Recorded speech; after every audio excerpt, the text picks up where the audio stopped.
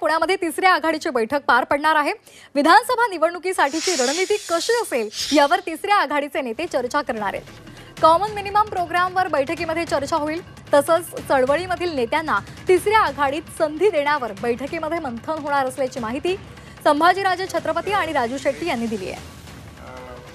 पक्ष एकत्रित करावा असा विचार केला आम्ही। परिवर्तन 75 वर्षात नुसतं ह्या इकडनं तिकडे उड्या मारायच्या, तिकडनं इकडे उड्या मारायच्या। म्हणजे आपण एका गावात गेलो तर कसं एक मोठं गाव असलं की बुद्रुक असते, छोटं गाव असलं की खुर्द असते, तसं ते सगळं सगळं घडत चाललेलं आहे। आणि म्हणून लोकांना एक चांगलं एखादी वेगळंपण, एक नाविन्यपूर्णपण महाराष्ट्र आपण कसा घडवू शकतो, शिवाजी महाराज, शाहू फुले आंबेडकरांचं महाराष्ट्र कसं करता येईल या दृष्टीने लोक पर्याय बघायला लागले